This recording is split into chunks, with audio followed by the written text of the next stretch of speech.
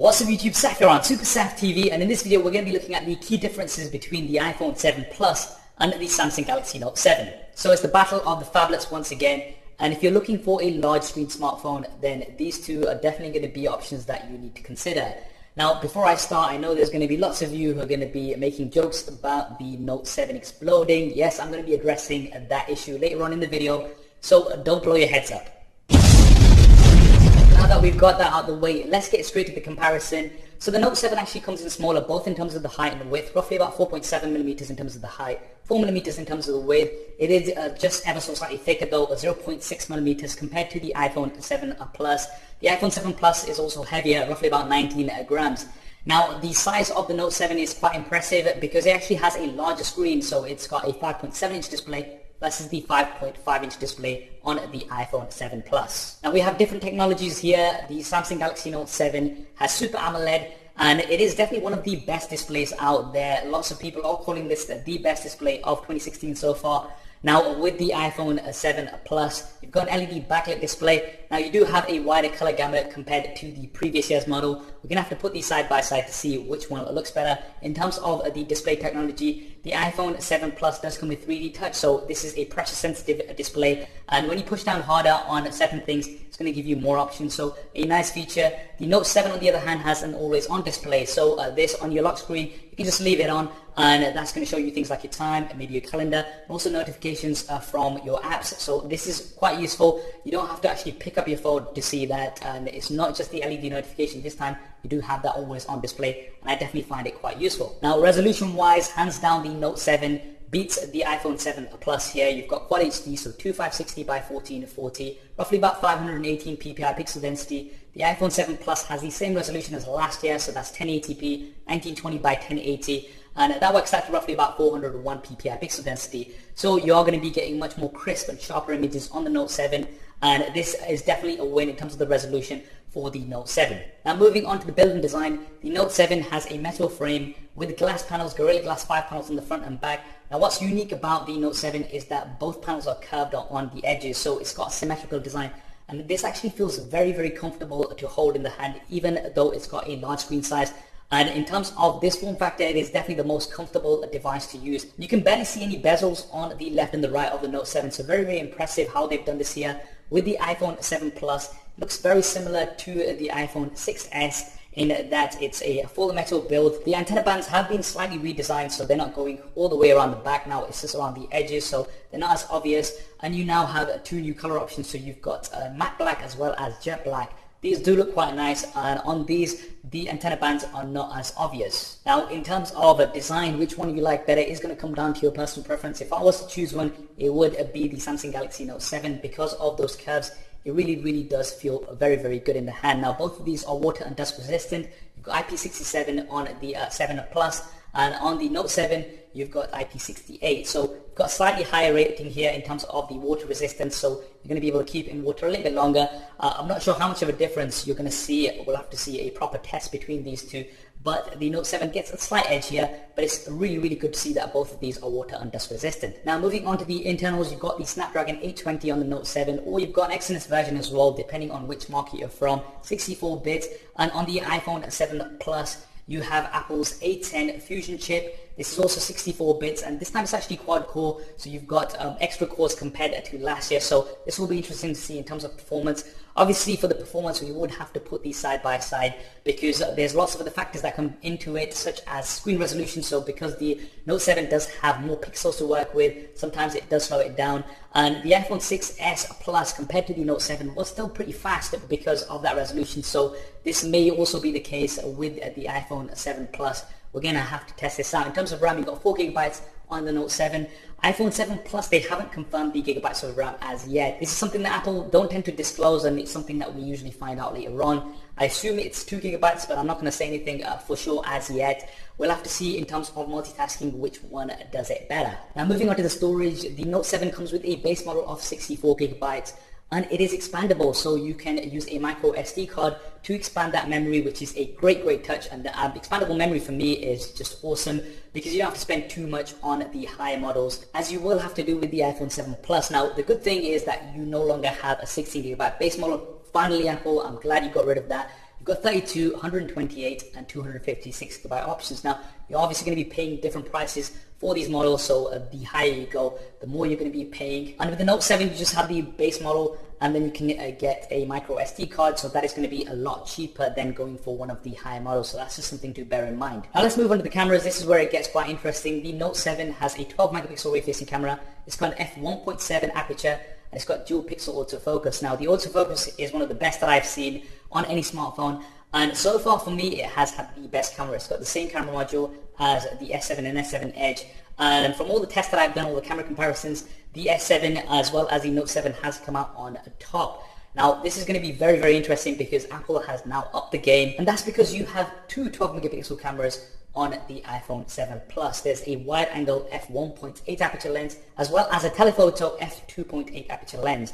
Now the way these work is that you've got a different focal lengths on both, so if you do want to zoom in, so if you want to zoom in without losing any quality, you've got 2 times optical zoom. So that's a very, very nice touch, and I can't wait to test this out hands-on and compare it to the Samsung Galaxy Note 7. If you want to see a full in-depth comparison between these two, the camera comparison superstar style, then go ahead and smash that like button and make sure you have subscribed. Now both of these have optical image stabilization. The iPhone 7 Plus does have a quad LED true tone flash. So you had dual LEDs before, now you have quad LEDs. So this is going to be quite interesting to see how that affects things. It's supposed to be 50% brighter compared to the iPhone 6s. Now the dual cameras may also be used for some depth of field effects. So this is where it's going to blur the background to make it look more like it's been taken on a DSLR, the images. However, this is not going to be available on launch. This is going to be something available later on. Now moving on to video, both of these do film at 4K, so this is great, and we're going to be getting some great video quality out of both of these. The iPhone 7 Plus does, however, have better slow motion, so you do have 1080p at 120 frames a second, whereas you've only got 60 frames a second on the Samsung Galaxy Note 7. Now in terms of the front-facing cameras, you've got 5 megapixels on the Note 7, an f1.7 aperture.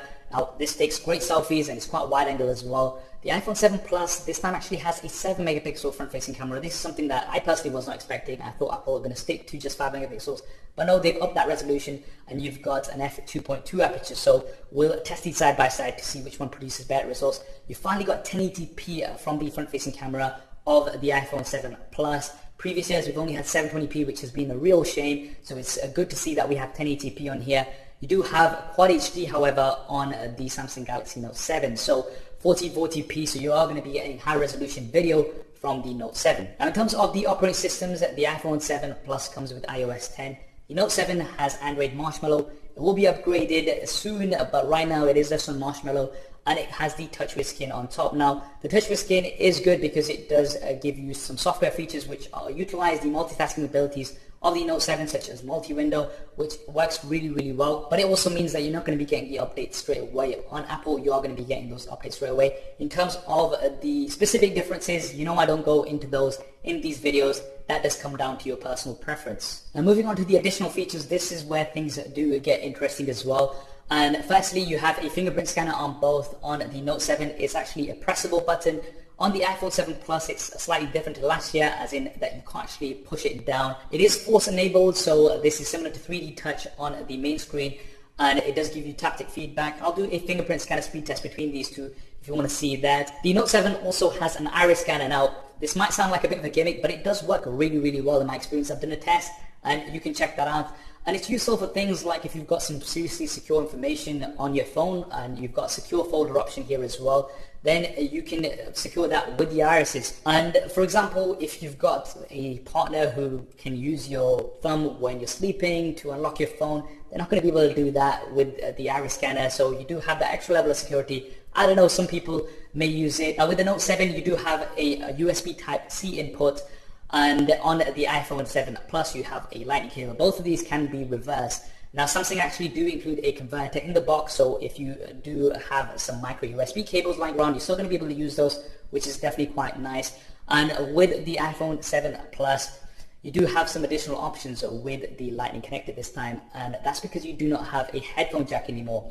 So this has now been replaced completely. We had lots of rumors about it, but now it's officially confirmed. What is good, however, is that Apple do include some lightning earpods inside the box, as well as a lightning converter, so you can still use your old headphones if you please. Now with the iPhone 7 Plus, you have stereo speakers, which is definitely a nice touch, and it's going to give you some nice sound compared to the Note 7, which only has a single bottom-facing speaker. So if audio is your thing, then the iPhone 7 Plus looks like the better option here.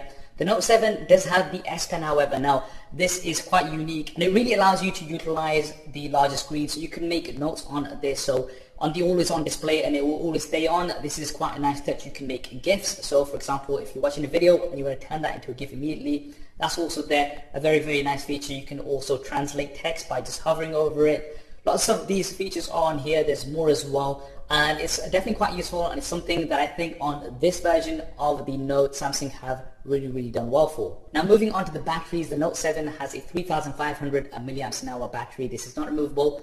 The iPhone 7 Plus, they've not actually confirmed the exact size of the battery. I expect it to be between 2700 to 3000 mAh, and because the size of the device is exactly the same as the iPhone 6s last year, then I'd expect it to be roughly around that sort of size. In terms of usage, we are going to have to test these out. Remember, the Note 7 is pushing out more pixels, so that usually does take up more battery, although you do have the ability to scale down to 1080p, which is supposed to help out in battery life. We'll test these out side by side in a future video. Now the Note 7 does, however, come with fast charging as well as fast wireless charging. These things are not available on the iPhone 7 Plus. So if you want a quick top up, you can do that with the Note 7.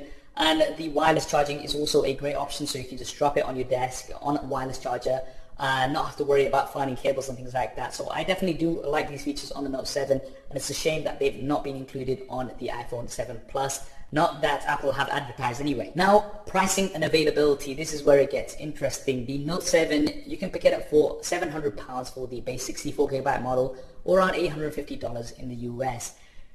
The thing is, you can't technically pick it up right now, and that's because of the battery issue you must have all heard of.